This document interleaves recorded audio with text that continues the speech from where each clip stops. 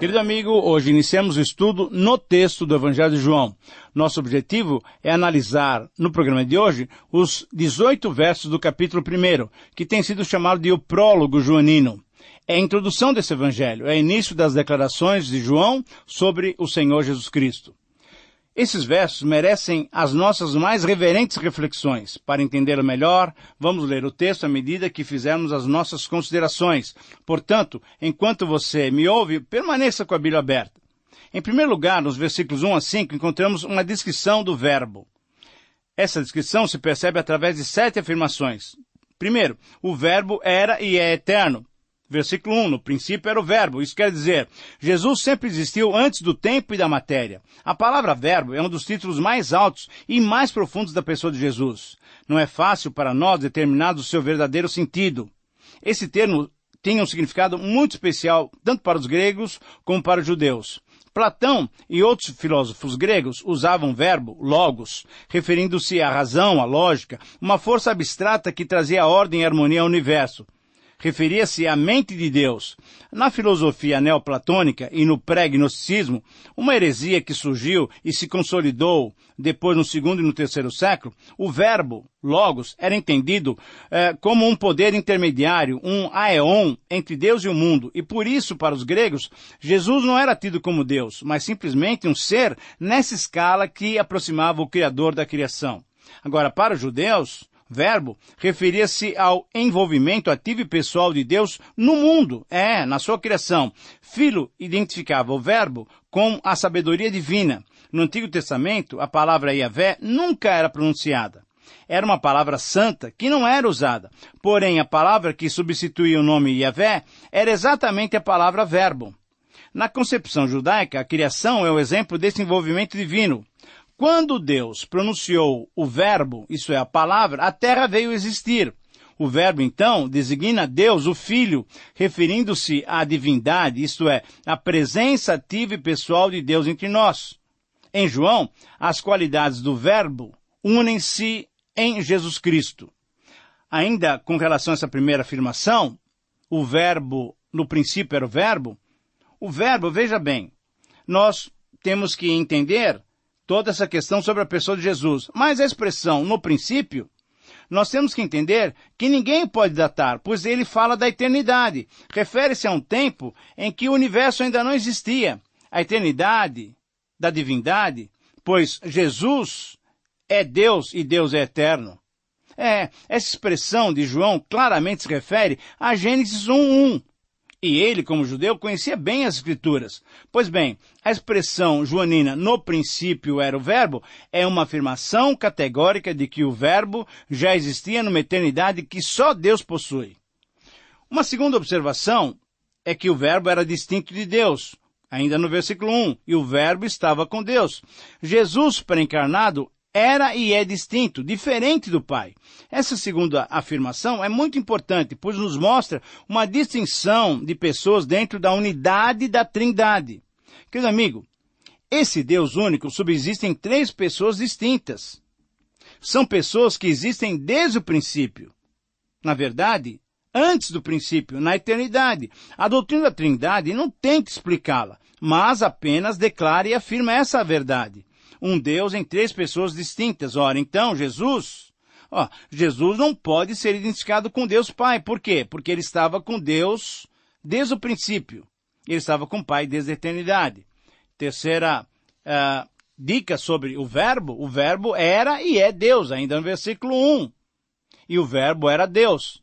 Jesus era e é Deus. Ao considerarmos essa expressão, é necessário afirmarmos logo de início que existem religiões e seitas que, pela ausência do artigo definido antes da palavra Deus, no original, traduzem erroneamente essa expressão pela seguinte frase: e o verbo era um Deus. Ora, para alguns, Jesus é apenas um enviado de Deus.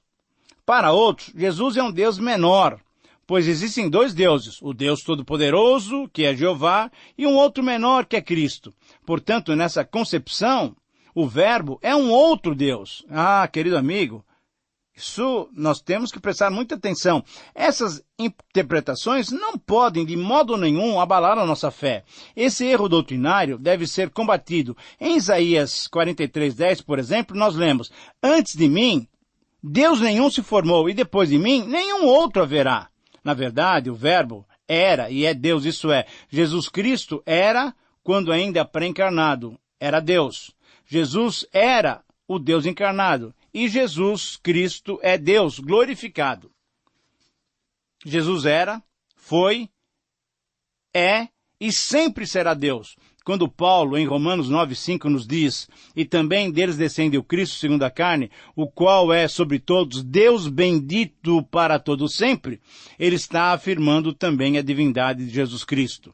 Em quarto lugar, ainda, sobre o papel do Verbo, sobre a caracterização do Verbo, o Verbo coexistia com Deus. Versículo 2 agora. Ele estava no princípio com Deus. Jesus sempre existiu com Deus desde a eternidade. Essa quarta afirmação é muito significativa, pois muitos a tomam como repetição do versículo 1. Mas a própria inversão da frase destaca o quê? Primeiro, o Verbo, Jesus, mostrando-o como Deus eterno em sua natureza. Segundo, essa afirmação traz um significado de uma relação de estreita intimidade pessoal. Terceiro, mas sobretudo essa afirmação, conforme as palavras do autor Bruce, nos mostra que o Verbo estava no princípio com Deus. Mas depois, dentro do tempo, ele, o Verbo, esteve com os homens. E é exatamente através desse fator que vemos a transição para a próxima afirmação do versículo 3. A quinta afirmação sobre o Verbo é: o Verbo foi o Criador do universo. Versículo 3. Todas as coisas foram feitas por intermédio dele, sem ele nada do que foi feito se fez. Querido amigo, Jesus participou ativa e plenamente da criação de todo o universo. Esse verso confirma a divindade de Jesus como Verbo, pois sabendo que a criação é uma obra de Deus, conclui-se, portanto, que Jesus é Deus. Além da confirmação que nós vamos ver no versículo 10, que afirma que o mundo foi criado por intermédio dele, outros textos também enfatizam mesmo no Novo Testamento, como, por exemplo, Colossenses 1:15 a 17 e Hebreus 1:2. Querido amigo, essa afirmação coloca por terra um dos argumentos gregos em geral, e especificamente gnóstico em particular, que afirmavam que a matéria é má, e sendo má, não poderia ter sido criada por Deus, que não se corromperia com a matéria. Não, o fato de Jesus ser também o Criador demonstra o erro desse pensamento grego, uma vez que o próprio Logos, o próprio Verbo, como veremos posteriormente no versículo 14, encarnou-se também, tornando-se como homem. A sexta afirmação é relativa ao Verbo como fonte da vida. Versículo 4. A vida estava nele e a vida era a luz dos homens. Jesus, querido amigo, é o doador da vida. Mas muito mais do que isso, Jesus é a própria vida, conforme ele mesmo disse lá em 14:6. Assim, essa afirmação é uma outra prova da divindade do Senhor Jesus. O Verbo, uma vez que Deus é dono da vida, Jesus é dono da vida. Jesus é vida. Eu sou o caminho, a verdade e a vida. Assim também o Filho tem a vida em si mesmo, como nós veremos em 5:26. A expressão vida é usada por João repetidamente. O termo vida, zoe em grego, aparece 36 vezes no Evangelho. E o termo vida, psique, em grego, aparece 8 vezes nesse Evangelho. Então indica essa expressão que a vida que temos, que toda a criação tem, é dádiva, é doação de Deus, de Jesus. É doação do Verbo. Em sétimo lugar, uma sétima afirmação sobre o Verbo é que o Verbo é a fonte da luz. Versículo 5 ainda. A luz resplandece nas trevas e as trevas não prevaleceram contra ela. Jesus, querido amigo, é a fonte de toda a luz. Então, além do Verbo ser vida, além do Verbo ser logos, ele é também luz, isso é, fotos no grego. Luz, tanto física como espiritual. Sim, de Jesus vem toda a iluminação espiritual que o homem necessita para descobrir como ter comunhão com Deus. Também, em palavras do próprio Senhor Jesus, conforme estudaremos em 8:12, eu sou a luz do mundo. Quem me segue não andará nas trevas, terá a luz da vida. Essa luz, que é Jesus, dá esperança a todo homem. Destaca-se ainda nessa afirmação o contraste que João fará por todo o Evangelho entre luz e trevas, morte e vida, filhos de Deus e filhos do diabo, reino desse mundo e reino eterno. A expressão aqui é muito significativa, pois o verbo prevalecer, veja bem, prevalecer, significa que as trevas não conseguem se opor a Jesus, o verbo de Deus.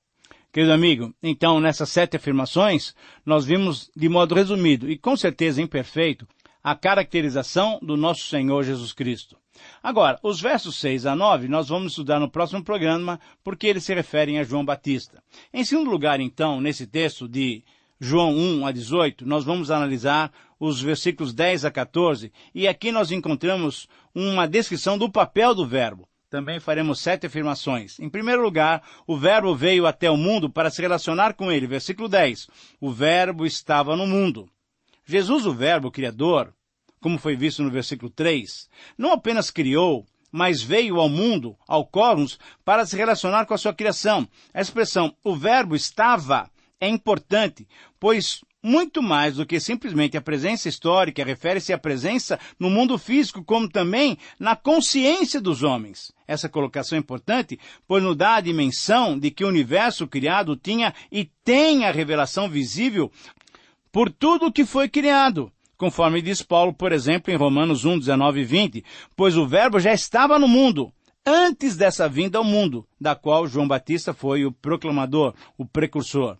Uma segunda afirmação sobre o papel do verbo. O verbo criador não foi reconhecido pela criatura. Versículo 10. O mundo foi feito por intermédio dele, mas o mundo não conheceu. Jesus, querido amigo, não foi reconhecido pelas suas criaturas. A revelação divina, amplamente visível, conforme vimos, não foi reconhecida por aqueles a quem criou. O mundo a que João se refere nesse verso é essencialmente o ser humano, distante de Deus, conforme mesmo Paulo fala em Romanos 1, 28. Os homens desprezaram o conhecimento de Deus. Mas, mesmo que a maioria do mundo, isso é, dos seres humanos, não reconheceram o verbo criador, o propósito de Deus e do verbo é possibilitar essa comunhão. Pois o verbo foi enviado para que o mundo fosse salvo por ele, conforme nós leremos em João 3,17. Uma terceira afirmação é que o verbo foi desconsiderado na sua vinda, versículo 11. Veja só, veio para o que era seu e os seus não o receberam. Jesus criou o mundo, os seres humanos, e ao vir para essa terra criada por suas mãos, ele veio em forma humana, viveu entre nós, porém foi rejeitado pelos seres que ele mesmo criou. Nesse verso temos então uma especificação muito mais clara dessa rejeição. O verbo, o Senhor Jesus, que criou, que veio ao mundo, que estava no mundo, revelou-se em termos de palavra, e palavra entregue especialmente a um povo. Que povo? Você sabe, o povo de Israel. E durante aproximadamente 2 milênios, essa revelação foi rejeitada de diversas maneiras. E finalmente, quando o verbo se tornou carne, ele também foi rejeitado pelos seus, isso é, pelos judeus, no meio de quem nasceu em cumprimento de muitas profecias do Antigo Testamento. No desenvolvimento do livro, o apóstolo João vai mostrar de modo contundente essa rejeição, especialmente nos capítulos 5 a 10, na terceira divisão do livro que nós mostramos no programa passado. Agora, uma quarta afirmação, o verbo nos faz filhos de Deus. Versículos 12 e 13. Mas a todos quantos o receberam, deles o poder de serem feitos filhos de Deus, a saber, aos que creem no seu nome. Jesus, mesmo diante da rejeição da maioria, concede filiação a quem o receber. É importante lembrar aqui que, naturalmente, o ser humano caiu e, portanto, é apenas uma criatura e não filho de Deus. O fato de nos tornarmos filhos de Deus é algo que vem pela crença, pela fé. Fé que foi dada pela ação soberana de Deus, conforme o versículo 13. Assim, pertencer à família de Deus, ser considerado filho de Deus, é um privilégio que só vem por meio da graça divina. Como diz Paulo aos Efésios, é dom de Deus. Efésios 2, 8 e 9. E o texto continua, versículo 13. Os quais não nasceram do sangue, nem da vontade da carne, nem da vontade do homem, mas de Deus. Então, o versículo 13 destaca que isso não acontece por vontade humana. Esse nascimento, essa transformação em filhos de Deus, não acontece pela vontade humana, mas pela vontade divina. Quer dizer que não se trata aqui de uma mera reforma de vida, de uma mera reforma de caráter, dos costumes. Não, ocorre sim um novo nascimento. Não é obra do homem. Não é obra da carne, não é obra do sangue, não é obra da vontade do homem. Não tem nada a ver com aquilo que o homem possa produzir por sua vontade, pelo poder humano. Não, de jeito nenhum. O que vem a Cristo pela fé nasce do Espírito Santo pela ação poderosa do Espírito. Em quinto lugar, uma quinta afirmação, o Verbo veio e tabernaculou entre nós. Versículo 14 diz assim, e o Verbo se fez carne e habitou entre nós. Jesus, o Verbo, veio em carne. Essa afirmação é considerada o clímax desse prólogo, dessa introdução. Era tremendamente importante, pois combateu o docetismo, uma heresia que surgiu naquele final de século, que afirmava que Jesus não tinha vindo em carne e ainda separava o Jesus terreno do Cristo divino. Essa expressão, se fez ou tornou-se, quer dizer que houve uma transição e assim, mais uma vez, se prova que o Verbo já existia antes de se tornar homem, antes de tabernacular. Nessa afirmação, temos a revelação do mistério que estava oculto pelos séculos. Deus se fez homem. Deus se transformou em homem-Deus. O que João nos apresenta é que a divindade uniu-se à humanidade na segunda pessoa da Trindade, num ser humilde que se esvaziou, como disse Paulo aos Filipenses, em 2:7, Jesus tomou sobre si a plena e genuína natureza humana, identificando-se conosco.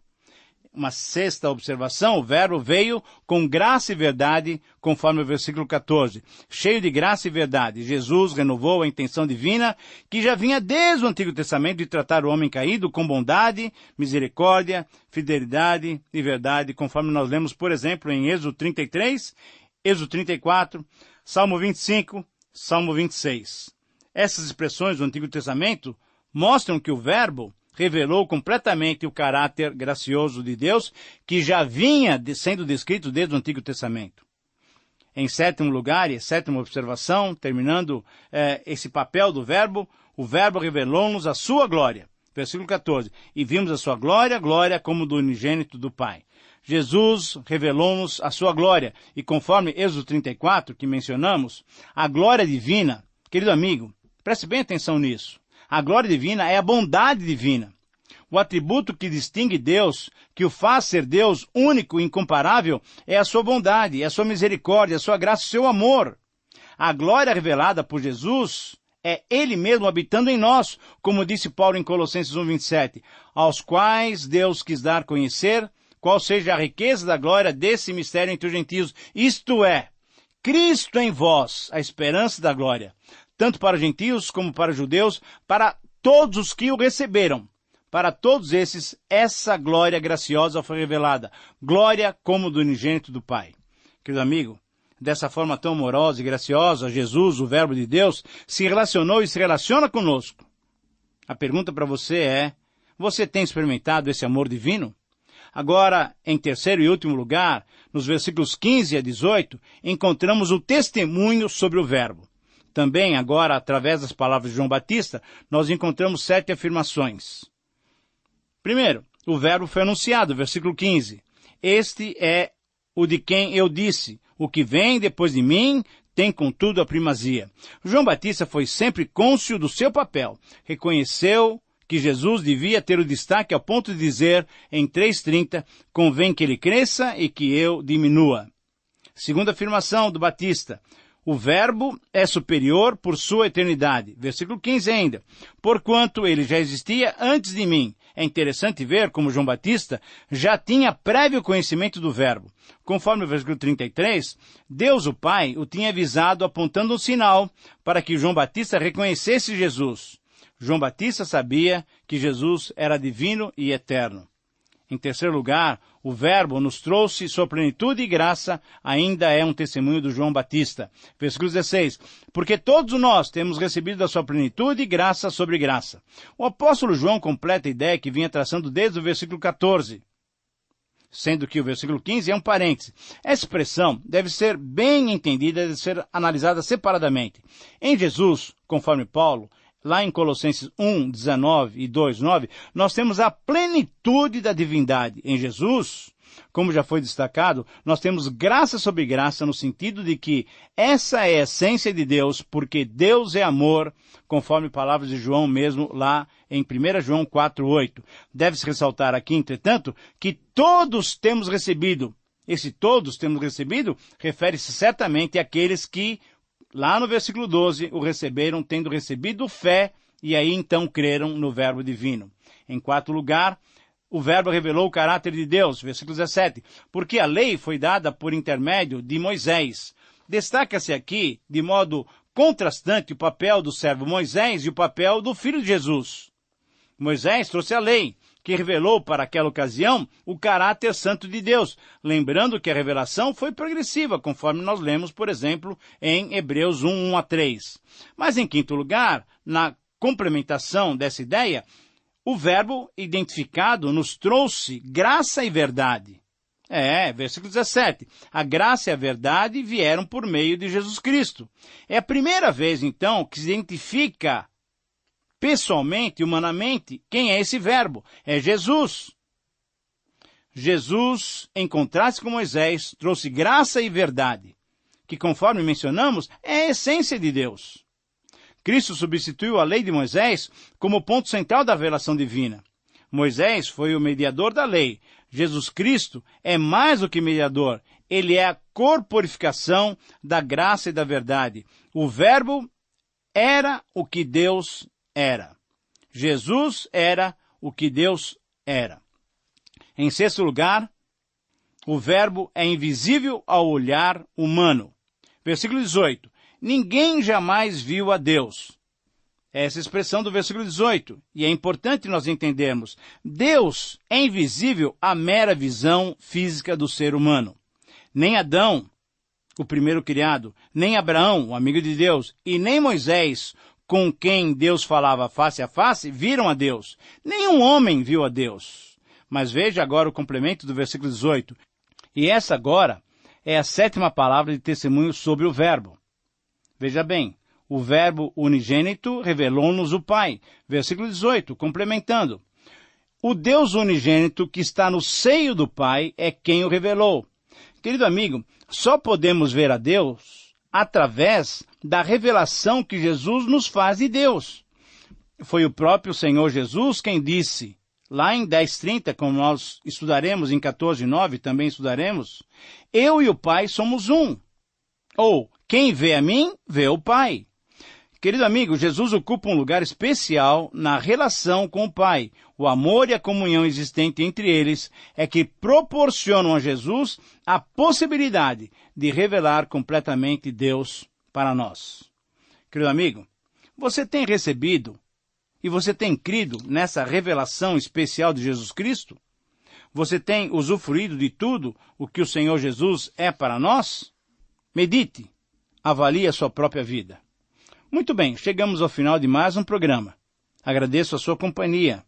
Espero que Deus fale ao seu coração e que você tenha condições de praticar a sua palavra. Valorize o amor que Deus tem lhe dado. Amém.